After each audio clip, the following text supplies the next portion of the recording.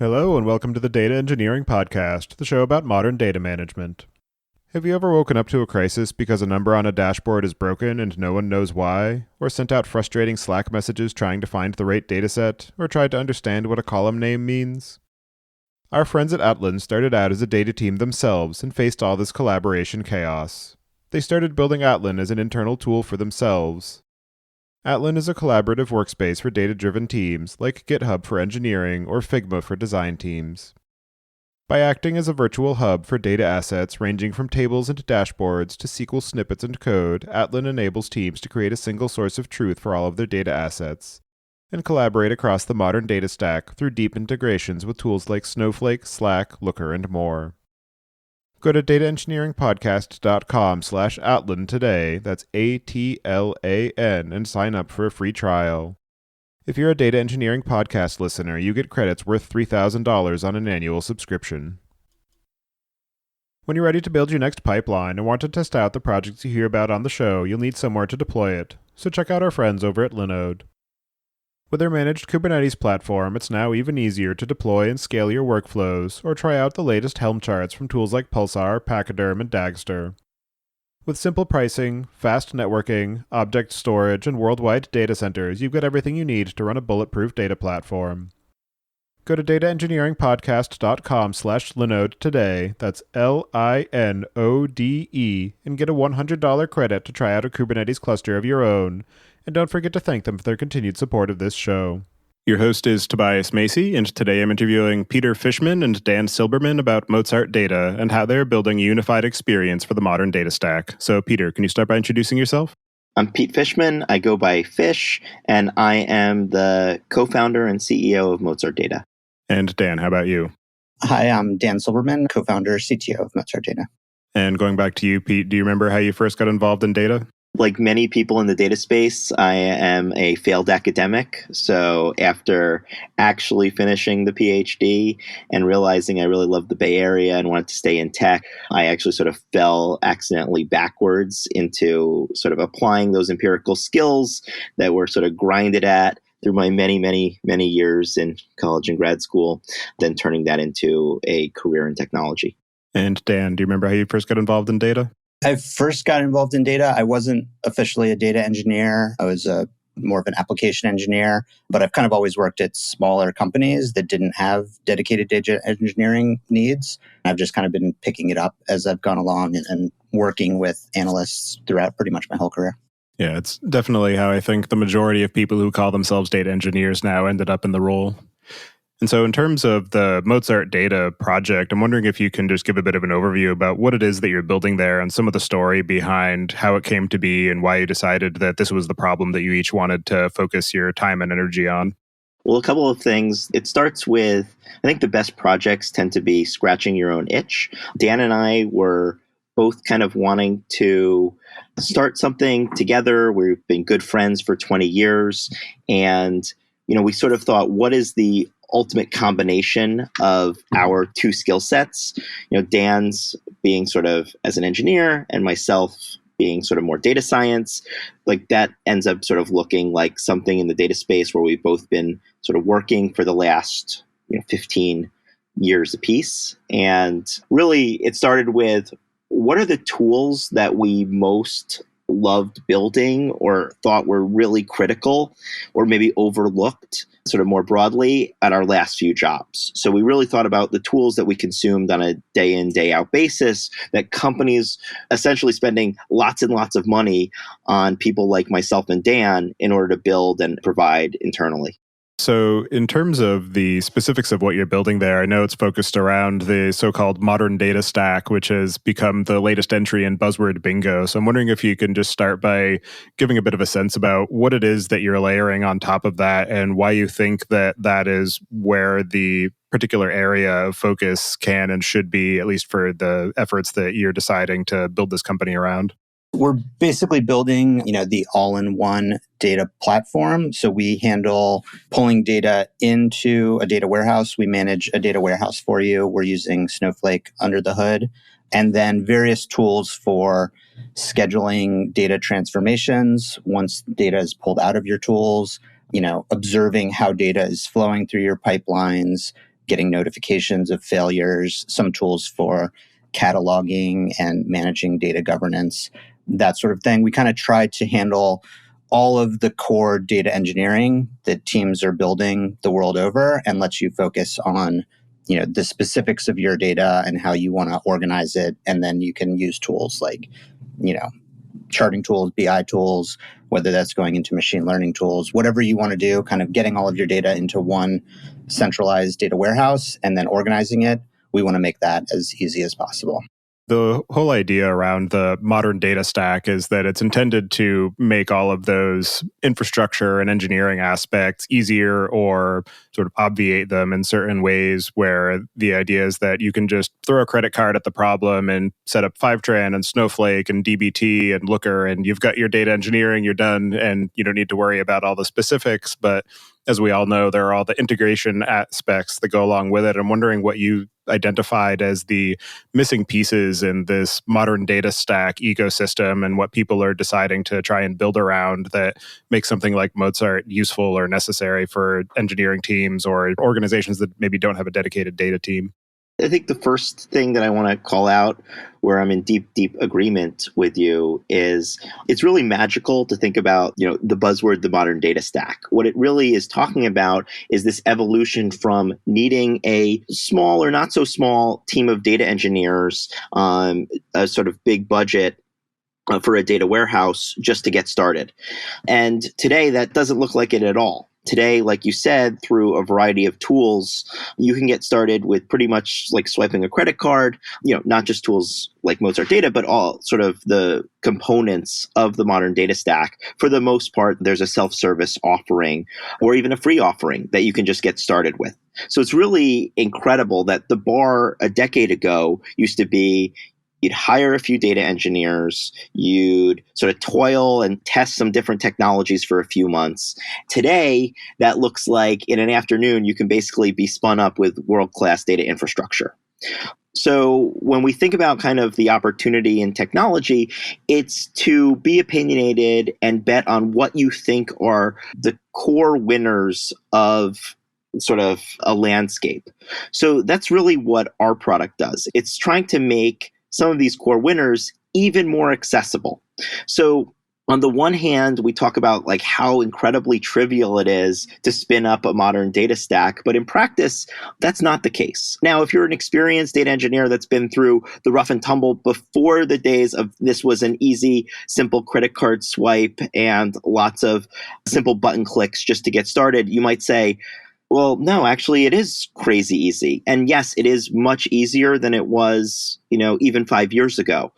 It's still not easy enough, right? We think of it a little bit like, if you think about some of the workout apps that you can find on your phone, it's really easy to get started with those. They try to make it really easy for you. But actually, still, the hardest part is just getting started, especially if you're a novice that is unclear about where to begin. So I challenge one premise, which is to say that the modern data stack is very easy to get going with. There's still a lot of debate or disagreement about what's the right tool for a given type of company. So there ends up being a lot of sort of tool exploration in addition to, making all the pieces work together, which is true in theory, is not always true in practice. So sort of as a practitioner, sort of diagnosing where issues come up is not always as trivial, even though these pieces sort of in practice are often used by many, many different companies together as one. Just having it be sort of a singular experience is definitely not the current state of the world.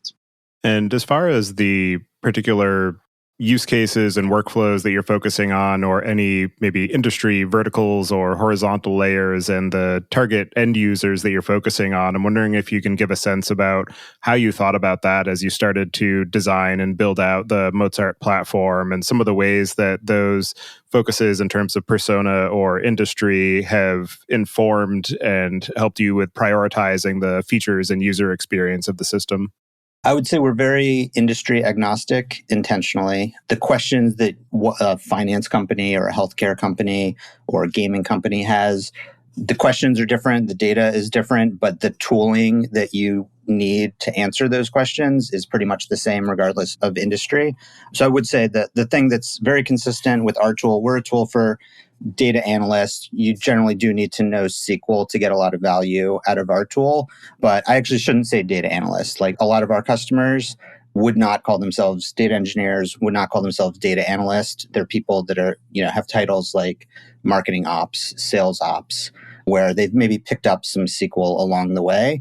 And I think this is a pretty big growing class of person that has learned some SQL, learned some analysis skills over the course of their career so that they could do their job better. They often work at companies that would never have, a large team of data engineers supporting them, but the tooling is getting to the point where they don't need a team of data engineers to kind of have access to the tooling that they need to answer their questions.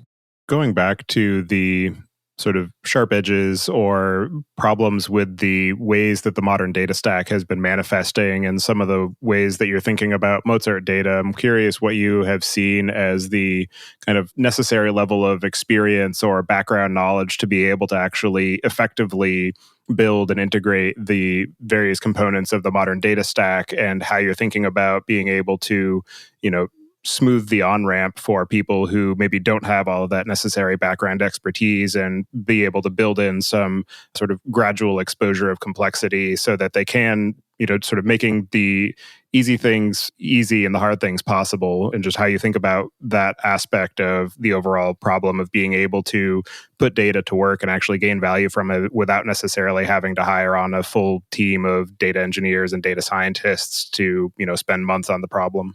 Well, I think it, starts back with something that Dan said, which is we really wanted the bar for being able to contribute to be the ability to write basic SQL statements.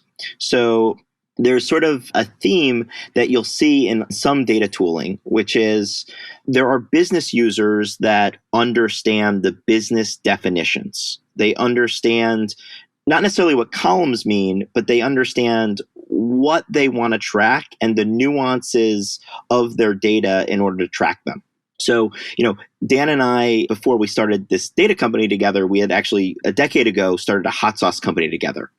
And it was actually a hot sauce company on Shopify. And, we wanted to do things like report on our customers. And the count of customers in Shopify was right, but really we wanted to get a count of customers that didn't have the last name Fishman or Silberman, which was obviously in the early days disproportionately way too many. And when I think about kind of that's like a specific example of business knowledge that the business user would understand, which is they want to actually know what their scalable traffic is looking like. But it's not necessarily obvious to somebody that's just simply collecting the data.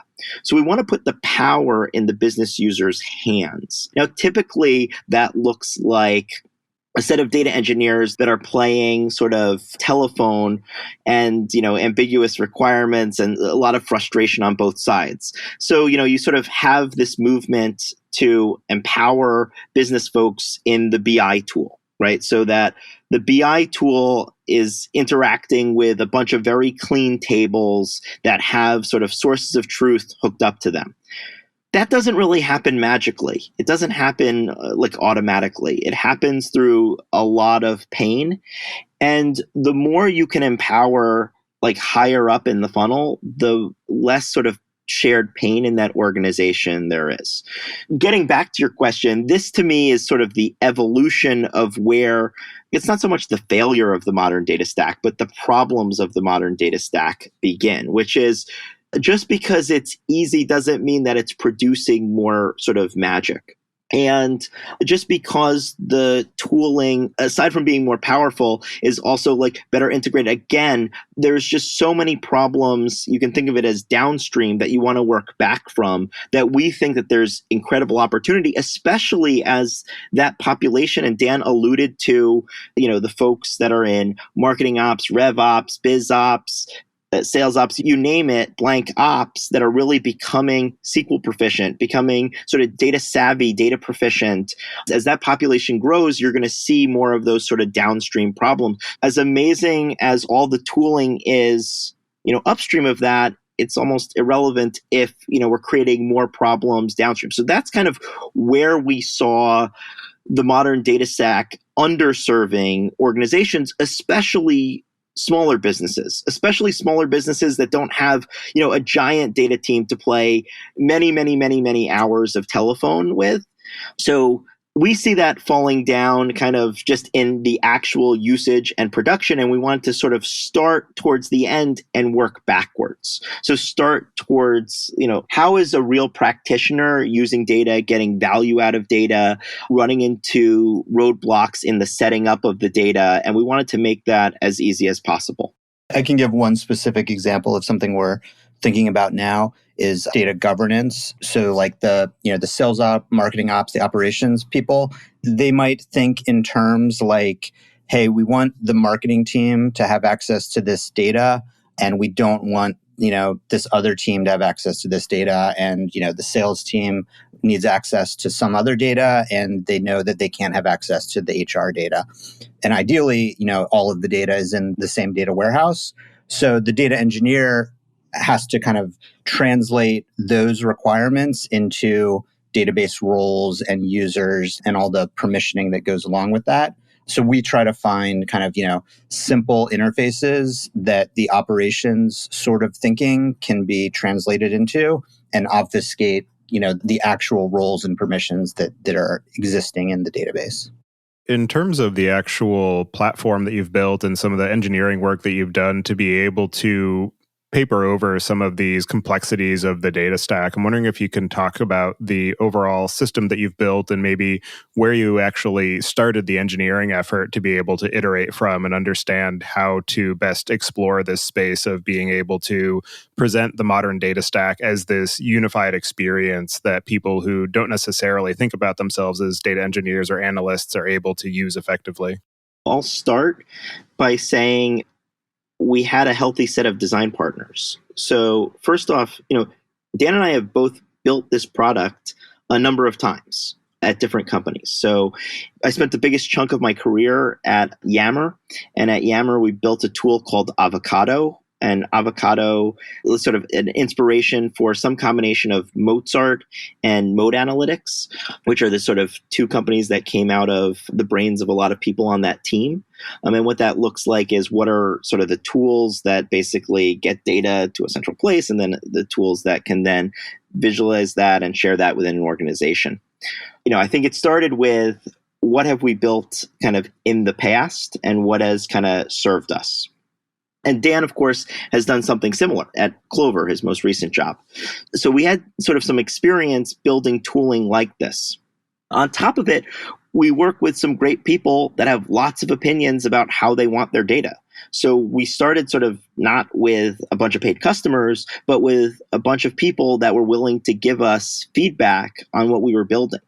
So we found folks that were willing to sort of trust our data experience and ask us for advice in a variety of data domains.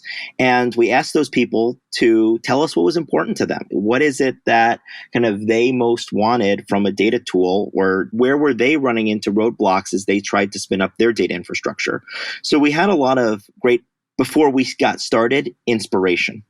And so as far as the actual platform itself, can you talk to some of the pieces that you've engineered and how you have done the work to actually tie together these various elements of the data stack, and maybe some of the pieces that you have been able to take off the shelf and just add facade over so that people don't need to know that they're using whatever the sort of managed service happens to be, and how you think about the sort of build versus buy decision about which pieces to use off the shelf versus which pieces you need to actually engineer to be able to provide that overall experience that you're aiming for.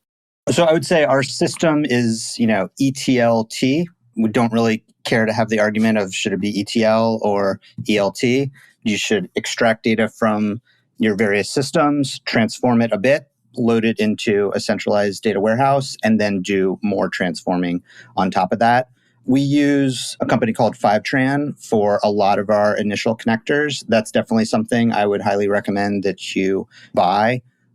A lot of people have built ways to pull data out of, other databases and put them into another database, or pull data out of Salesforce or Google Ads, Facebook Ads, hundreds of different tools.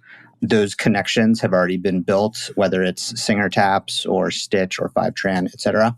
So we use Fivetran for a lot of that. We've built some of our own. We generally use the Singer framework when we are building our own. And then we obviously did not build a data warehouse. We're using Snowflake. So, for some context, V1 of our product was you sign up for an account and we'll create another Snowflake account, create various users and roles and permissions for those. We'll automatically create a Fivetran group, load the destination, load your Snowflake account that we just created into your Fivetran destination, give it its own user and roles, et cetera. And then basically provide, a very simple interface for, you can write SQL to query your data warehouse, and then you can say, actually, I want this query to be scheduled to run every hour and to create this other table. So you can kind of start building data pipelines. That was V1, and that is basically, the core of the product is the ability to connect your different sources of data, replicate it into a data warehouse, and then start transforming it to basically organize it better for any downstream purposes.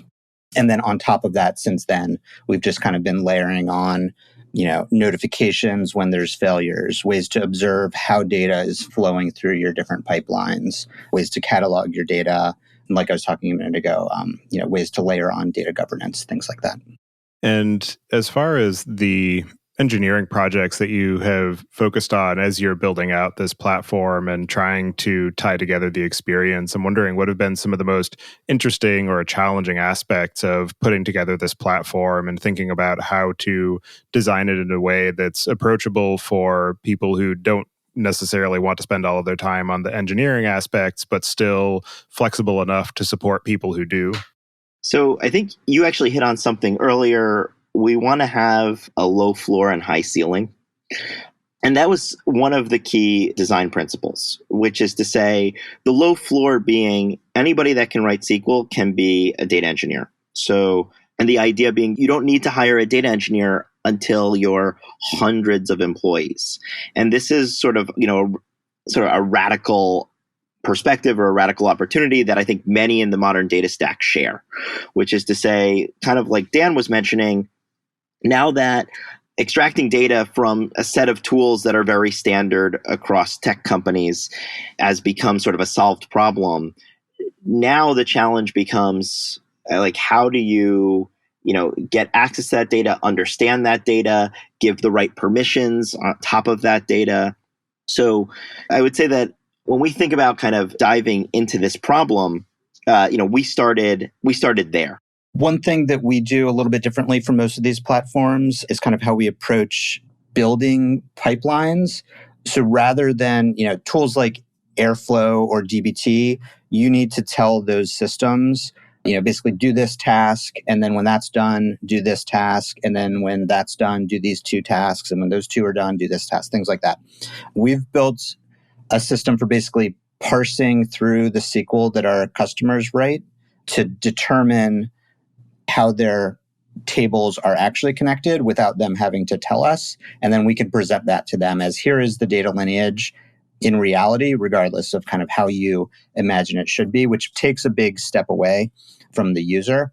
And then sort of related to that, we try to focus on features that we can add being the entire platform that is a lot harder or impossible to do if you're connecting a bunch of individual tools. So one good example is, since we're handling both like the ETL and the next transform layer, we can kick off pipelines as soon as the data lands from your different tools. Whereas if you're combining, an ETL tool and then a separate transform tool, it's either hard or impossible, depending on the tools, to kind of have those play really nicely together. In the sort of integration aspect, I'm wondering, as you've been building out, tying together Fivetran and Snowflake and the transformation layers and being able to, build out the presentation layer and maybe integrate with some of the reverse ELT frameworks, what have been some of the layers in the stack or the points of integration that have had the most friction that you've had to deal with? This kind of is getting into a bit of the details. When we started with Snowflake, Their top level abstraction was the account. So we had a Snowflake account, and then within an account, you can have databases and warehouses. Snowflake is a little bit different than some of the other data warehousing platforms in that they separate compute with storage. So we had our Snowflake account, and then for each customer, we would create a new database and then a new warehouse. That led to some trouble where a lot of tools connect to Snowflake and they assume that the account that they're connecting to, they can have like full account admin access. They can have access to the various system databases that Snowflake has. And so that gave us some trouble where some tools wanted like basically full access to the account, and we couldn't do that without exposing, our other customer data.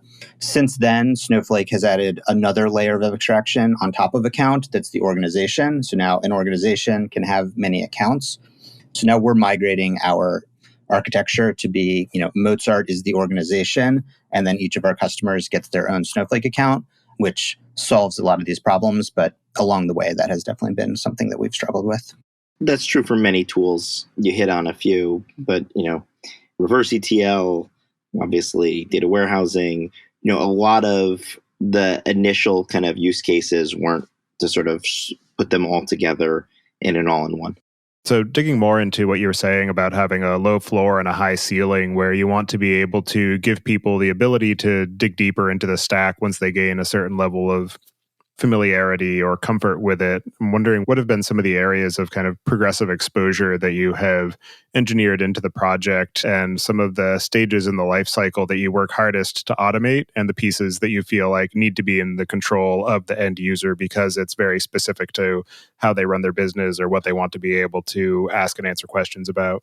Dan just touched on, something which is, this is your data. So you have access to your Snowflake warehouse. So anything that you want to connect, and we have, customers that connect many, many data tools to their data warehouse. I think the high ceiling is the part that's interesting, which is, how, as somebody picks up additional data proficiencies and has additional sort of data interests or data needs, and this is a challenge for any company building any tool, how can you both serve a novice but yet expose these sort of escape hatches so that, an expert that walks in, or maybe, you start using data where a bunch of folks that are more novice with it, start consuming the data, start getting value out of the data, and then you as an organization say, actually, we're getting so much value out of the data. What we want to do is hire a high-powered data engineer or a data scientist that can really take that data to the next set of challenges and the next level and extract even more value out of it, because we can see, getting a lot of value out of it from the business user. And, when they arrive in an organization, how do you enable sort of, like you said, a power data user that is already coming in with a variety of experiences and expectations, and yet at the same time enable a novice? And I think it's not just unique to data tools. This is basically a dilemma that almost every company faces. A growing company that can sort of, sell beyond a niche. Like, how do you essentially serve, essentially a wide spectrum of users? And I think it's all about little like tricks in terms of making it very clear, where the sort of, I'll call them escape hatches to the advanced levels are. Modern data teams are dealing with a lot of complexity in their data pipelines and analytical code. Monitoring data quality, tracing incidents, and testing changes can be daunting and often takes hours to days or even weeks. By the time errors have made their way into production, it's often too late and the damage is done. Datafold's proactive approach to data quality helps data teams gain visibility and confidence in the quality of their analytical data through data profiling, column-level lineage, and intelligent anomaly detection. Datafold also helps automate regression testing of ETL code with its data diff feature that instantly shows how a change in ETL or BI code affects the produced data, both on a statistical level and down to individual rows and values. Datafold integrates with all major data warehouses, as well as frameworks such as Airflow and dbt, and seamlessly plugs into CI workflows. Visit dataengineeringpodcast.com/Datafold today to book a demo with Datafold. As far as the sort of automation aspects, one of the real benefits of using a system such as Mozart is that a lot of the opinions come baked in, so the customer doesn't have to form their own. They can just say, whatever you say is fine. I'll just take what you've given me and work with it from there. And one of the probably longest running debates in the data ecosystem, it comes down to modeling in the warehouse, and different generations of warehouse technology have led to different conclusions or sort of trends within that. And I'm wondering how you have approached that aspect of landing people's data into the warehouse and then maybe setting up the initial set of models for them to be able to work from, and how you think about how much control to provide early on and sort of what the knobs are for people to be able to say, don't do anything. I just want you to land the data. I'll do all the transformation, versus I just want you to be able to hook this up into my data warehouse with the semantic layer pre-populated. I don't want to have to think about all of the minutia having to do with data modeling and, building out the business metrics.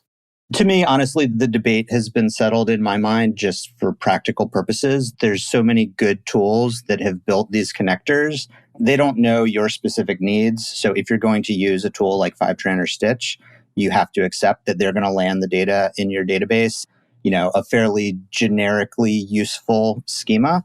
And I think it's so useful to be able to use tools like that. It saves your team so much time that you should just accept, rather than you writing some ETL and, maybe in Python, reorganize it specifically how your company needs the data, you should just use a tool like that. Let it land in your data warehouse.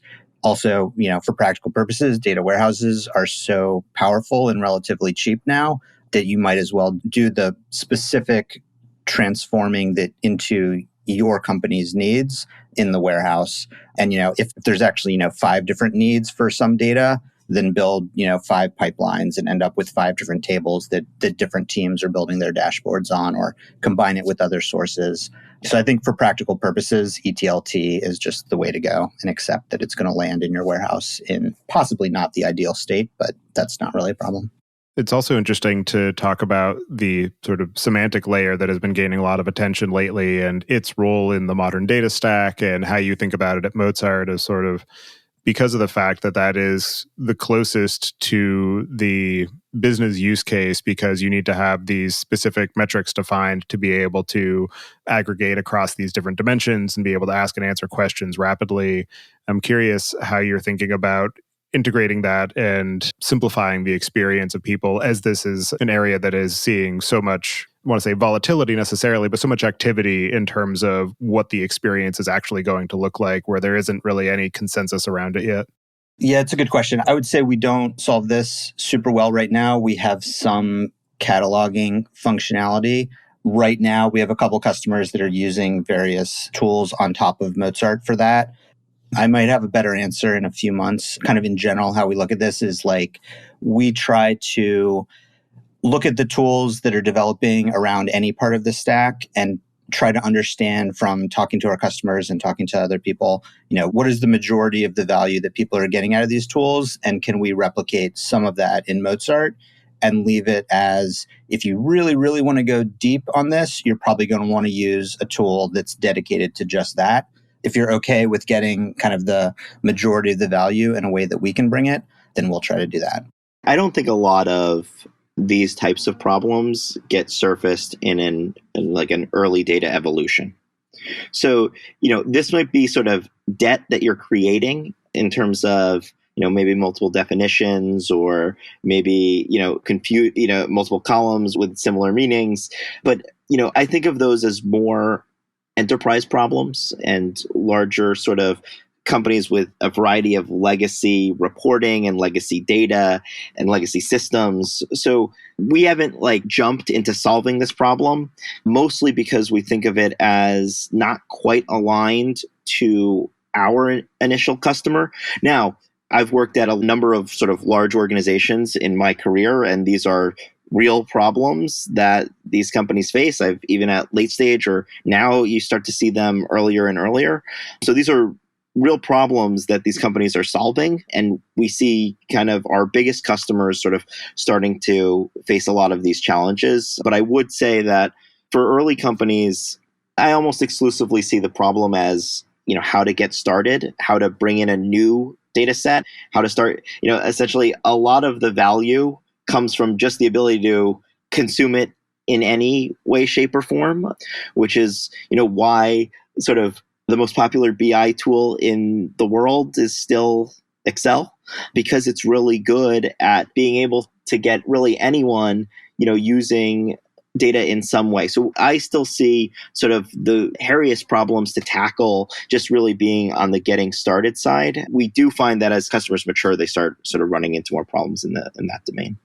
For somebody who is using Mozart Data, I'm wondering if you can talk through a typical workflow of getting set up with it and then being able to build out a set of analyses and maybe how it might coexist with an existing data infrastructure where maybe you're working at a larger organization, but you want to have an easier experience for some of the business users so that they can, fulfill maybe 80% of their use cases and let the core data team focus on the gnarliest problems. In large organizations, sometimes specialized teams are queued up behind, quote, more pressing data engineering requirements or needs of other teams. So we think of it as getting started with Mozart. It's important to us that it's incredibly easy, like shockingly, jaw-droppingly easy. So what that typically looks like is it just sort of similarly follows the logical flow of data. So it starts by connecting sources. So if you're using standard tooling, maybe you're in the B2B space, a very common CRM is going to be Salesforce. Maybe you're using HubSpot. Maybe you're doing some ads on Google. You've got some databases. A lot of the SaaS tools through tools like Fivetran are able to be extracted and loaded just with credentials. So it really just starts by getting data in. There's sort of making that initial connection. There's testing that connection, and then that data starts syncing. If you've got a lot of data, you got a Julia Child where you show up like an hour later or a day later, and then it's magically there. Otherwise, you can be connecting your data and then doing simple select statements or data cleaning, and then hooking up your favorite BI tool to your data warehouse all in under an hour. So you can be writing that first, report, that query. We like to get customers saying, what is the one report that they really want, to get done? And then let's go through the data that we need and the steps that we need in order to make that happen. That can typically be done in an hour. And then, now it's a one-click refresh that's good for forever. And that's incredible. I see customers' faces light up in those moments. So for us, we really focus on making that incredibly fast and easy. There's generally two types of kind of initial goals that our customers have. Either, they have these different tools. Maybe they have Facebook ads and Google ads. And, each of those tools has good reporting capabilities, but they don't have a way to combine that data and, look at it with the place that actually has their revenue, whether that's Stripe or Shopify or something like that. So they want to be able to combine these different data sources and build a report that needs multiple different sources. That can be kind of the initial goal. Another one is, similar to that, except they already do have that report. They just spend, 3 days a month putting it together, downloading CSVs, putting them into Excel, pivot tabling, and then they have their monthly report and just reproducing that, but in a way that, it doesn't have a month of data lag. You can have that fresh every hour, and it doesn't take, 3 human days to do it. It takes maybe 1 human day to set it up once, and then it's just automated every time. As far as the sort of stage of the modern data stack and its role in the modern data ecosystem, it's definitely a very powerful set of technologies and capabilities, and there are still these edge cases that exist as far as being able to integrate it all together, which is definitely a solvable problem. But what are some of the underlying challenges or problems that you see in terms of how people are thinking about the modern data stack, whether it be consumers or the people who are building it? And what are some of the areas of opportunity or maybe some of the next stages of evolution that you are anticipating as you are getting more involved in this particular area? I would say it's never been stronger, but it's not fundamentally different than it's been for 10 years, 10, 15 years. I would say, the data stack has always been about making what is currently possible but difficult a little bit easier. And then that evolution just happens constantly. I mean, that's just how software works, basically. The stuff that's getting the most action right now, where there's a lot of, startup companies and a lot of different ways to do things, that's maybe, observability and testing. BI will probably always be in that state. So some of that is a lot of different ways of doing things like metrics and semantic layer as well. There's a lot of experimentation going with different startups and different people doing things in different ways. A lot of companies, building their own systems. And I think over time that those different pieces will coalesce a little bit and they'll become more standard ways to do this. And then the next thing that is, currently possible but very hard will be on the forefront of what's about to be made easier. That might be, maybe machine learning. I think in 5 years will probably be noticeably easier to do, maybe to the point where you don't actually have to be much of an engineer at all. To pick up on that a little bit, first of all, yes, the modern data stack has become a little bit of a cliche or like a bingo word, or, you could just be walking around the streets of San Francisco and just overhear, 4 conversations in a row about, the modern data stack. So I think while the term may have jumped the shark, I think kind of its application and its uses are just kind of like Dan said, never been stronger. What I see the modern data stack as actually a lot of services companies that came out of larger companies. So if you think about a lot of these tools, they were built by expensive in-house teams at companies that were doing cutting edge data work. And they said, in order to do this cutting edge data work, this is how I want my data flow. And they would be investing in data scientists to be incredibly expensive and to make them just a little bit more efficient and to make their insights, which would be hugely valuable to these now giant tech companies, hugely successful tech companies. These teams invested in incredibly useful but incredibly expensive data infrastructure. That data infrastructure now finds itself as many services in the modern data stack.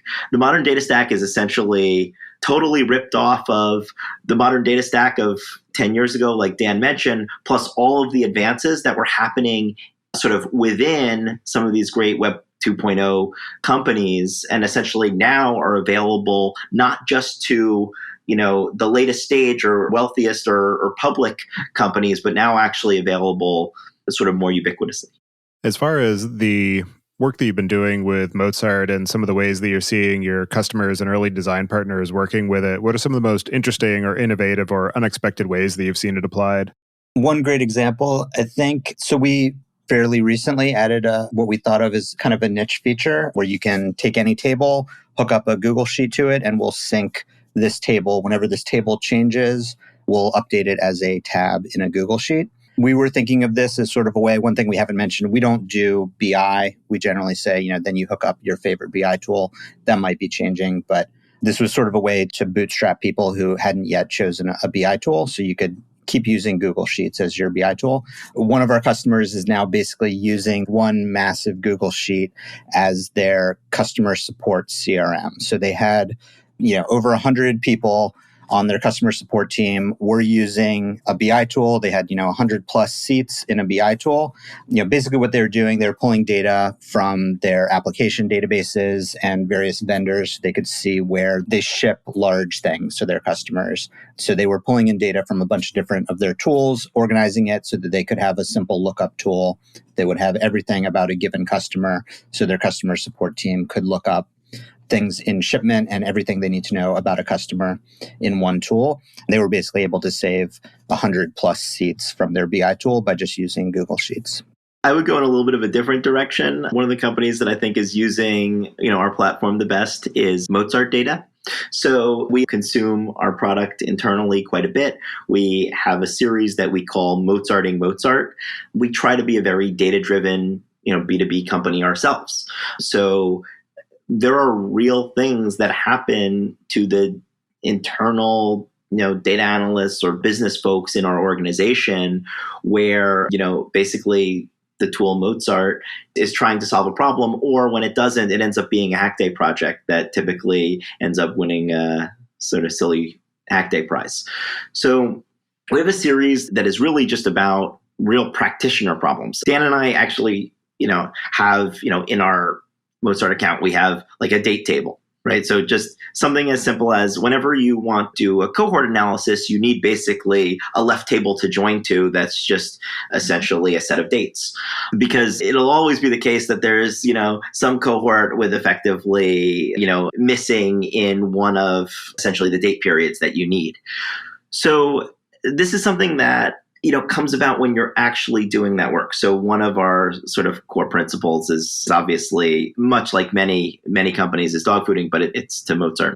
As you have been using Mozart to run the Mozart business, what are some of the interesting aspects of the product that you have kind of identified through the work of actually being your own consumer, and some of the maybe empathy that you've been able to build up with your customers to be able to understand areas that are, ripe for improvement or refactoring? Some big ones are basically onboarding new employees. I think this is a common issue with our customers and ourselves. Somebody joins a company that already has a very mature data platform, and they come in and they see, 200 transforms, a data warehouse with 5,000 tables, and most of the information of, what is important, what is up to date, where can I find information about this or that, is generally held in people's heads. And it's hard to see from looking at the code base or looking at the database what is actually important. So that's definitely something we've tried to make easier in our platform as we've experienced it, as we've onboarded new employees to Mozart. I would also add kind of data validation as a core feature. This is something we recently launched. And as soon as we did, and like when we were testing it on our own data, just the ability to say, put tests on different tables, like this should never have null, there should never be duplicates on this column in this table. And we kind of didn't realize some of our tables were in a bad state, and we didn't realize that until we actually started using our own testing framework. On a much, much lighter note there's some small UIs that end up really being important to the usage. Even, in fact, one of our most early on requested features was, we have a lot of like sort of cheesy puns at Mozart. I mean, the whole company name is based on the idea of like data orchestration and, composing your tables. There are lots of puns, but when you do create a table, it ends up playing a little snippet of like Eine kleine Nachtmusik. And one of our, early customer requests was to actually like shorten that snippet. Now, we loved it. It always sort of led to a small moment of delight. But as internal customers, we started to really empathize with our external customers that were starting to get annoyed by kind of the little sort of joke and pun that we had baked into the product. So there's, some serious answers like Dan shared, but I would also say that that's the whole point of essentially using your product, which is understand its day in, day out usage. As you have been building out the product and working with your customers and trying to help improve the overall access of these data infrastructure improvements, what are some of the most interesting or unexpected or challenging lessons that you've learned, whether technical or business or product? So I think of some of the most interesting problems as very business related as well. It sort of gets back to how do you get value out of a data team at a company? And it's a little bit different than like a sales team. So a sales team is easily measured, or typically a marketing team is measured by, the cost per lead or the cost per win or whatever it is. And then, you can compensate people accordingly. So to demonstrate value in the data space, it's a lot more ambiguous. It's kind of like, it when you see it. But what we found is that, companies sometimes come to the table saying, oh, well, we know that we want to use our data, right? Like data driven is such a cliched term. And we know that a lot of folks, get assigned by their boards of directors or whomever, like, well, we really need to leverage our data and use our data. The original insight, which has continued to actually surprise me, is that there are this new set of data consumers that are incredibly technical and savvy in roles that don't have the title data. And two, that, for organizations to get a lot of the value out of data, they do have to be intentional about it. So kind of going about it as someone assigned me to think about this, that tends to maybe yield 1 or 2 wins in the short run. Another thing that I would say has been surprising is the way data consumption massively takes off. So, it's funny, like humans are exceptionally bad at understanding or exponential growth. And, data consumption often looks like that, which is you think, you start out by saying, okay, like maybe this one data source and producing, a certain amount of data. And then, as you start to essentially combine data sources or get hungry for more data sources, as companies scale, data starts providing value, net volume scales, which is actually why you see a lot of usage-based pricing in data tools broadly. So I would say these are all sort of novel things that we found out about our customers and our customers' usage. But again, still the hardest thing is to put value on the data you consume. Like, how do you measure, okay, like our ads are X% more effective? Well, that actually, does translate into a cost per acquisition that has some meaning. How can you measure, well, the product is X% more effective at, driving a customer to stay on the platform or to use the platform? It all becomes very hard to measure sort of the broader value of data. And that's like a challenge for not just our company, but for many companies in the data space, which is how do you translate the value that you're adding to an organization, and how does that surface and become apparent, to that organization and often to executives in the organization? For people who are interested in being able to take advantage of the modern data stack and simplify the overall process of getting it set up and getting it integrated, what are the cases where Mozart is the wrong choice and they might be better suited doing it themselves or building out their own abstraction layer on top of it all? It sort of looks like a barbell, which is to say, if you have nobody in your organization that will be spending a lot of time cleaning data or is committed to the cleaning and consumption of data, Dan tends to put the bar at a SQL writer within your organization. Typically, those organizations or organizations without the plan of hiring somebody that could be a data analyst, those organizations, I think, struggle to get a lot of value out of our tool, and they certainly struggle to get a lot of value out of the modern data stack. I think part of the modern data stack is the ability to join data across many tools. So typically, it's about an intentional investment. And on the flip, if you already have a lot of existing infrastructure and you've built out pipelines and made investments in your existing stack, one that's working for you, again, sort of tearing it down to put in, the modern data stack is often, not necessarily the solution that has the greatest ROI in a short or medium run sense. So I would say it's kind of barbell in that respect. As you continue to iterate on the Mozart platform and product and keep an eye on the ways that the modern data stack is evolving, what are some of the things that you have planned for the near to medium term, or any projects that you're particularly excited to dig into? I'd say we're always building more connectors, so always, more ways to get data in easily, more ways to manipulate data once it's in there.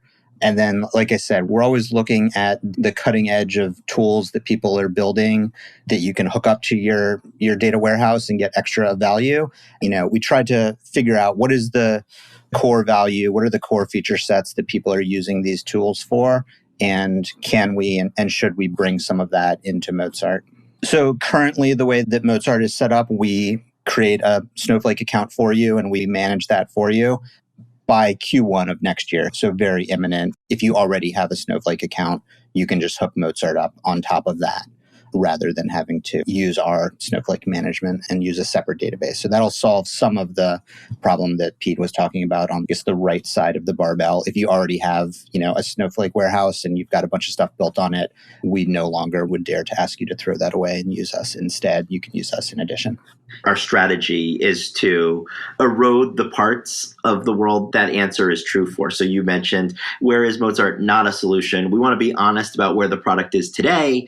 And, there's two ways in which we really focus on improving and expanding the product. One is to erode the people for which it is not an ideal solution, and the other is to make the people for whom it is an ideal solution, make it an even more ideal solution. So Dan just touched on one of those two ends that we're touching on, but we're also trying to make it easier for the lower tech user as well. So we want to expand in both directions versus the product today. Are there any other aspects of the work that you're doing at Mozart or the overall modern data ecosystem that we didn't discuss yet that you'd like to cover before we close out the show? I think the only thing I'd add, and we have actually touched on it throughout the show, is that a lot of what's new or a lot of what's like modern is old. So it's that the problems that are trying to be tackled by the modern data stack, and that I see great teams, both data teams and then tool building teams are trying to tackle, are kind of the problems of old. So like I think that people think of them as largely new and novel, but I still see the problems as, getting started or using more data, and that being the typical challenge, as opposed to sort of somehow managing to find and extract even more value from sort of a data set that you're already working with. All right. Well, for anybody who wants to get in touch with you and follow along with the work that you're doing, I'll have you each add your preferred contact information to the show notes. And as a final question, I'd like to get your perspective on what you see as being the biggest gap in the tooling or technology that's available for data management today. So I think the biggest gap in tools today are just widening the tools that data collection is rather easy from. I think, it's sort of the two ends of the data pipeline spectrum. One is, having that ability to apply that data. So the reverse ETL tooling, where we see so many new great companies, sort of making real progress in that space. So finding, ways to do things in the data warehouse and then take that output and then essentially apply it or operationalize it. And then again, on the other end of the spectrum, a great tool like Fivetran has hundreds of connectors, but there are sort of what feels like almost infinity SaaS tools. In practice, it's probably millions. So I think that there is an incredibly long tail of tooling that adds immense value across industries. And we've only scratched the surface what's automated and easy. And then on the contact side, I'm Pete at MozartData.com. And I'm Dan at MozartData.com, or you can go to www.mozartdata.com, book a demo or a free trial, and we'd be happy to talk about your data problems, whether or not that involves Mozart Data. All right. Well, thank you both very much for taking the time today to join me and share the work that you're doing at Mozart and the ways that you're working to make it easier to actually take advantage of the technological capabilities that the modern data stack has brought about and, smooth the on-ramp for people who don't necessarily want to deal with all of the integration challenges that come along with that. So appreciate all of the time and energy that you're each putting into that and helping to make data more accessible to more people. So thank you again for taking the time today, and I hope you each enjoy the rest of your day. Thank you.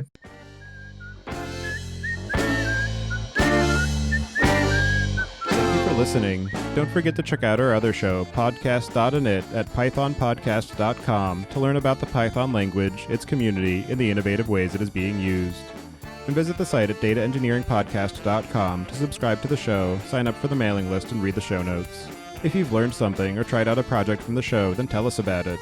Email hosts at dataengineeringpodcast.com with your story.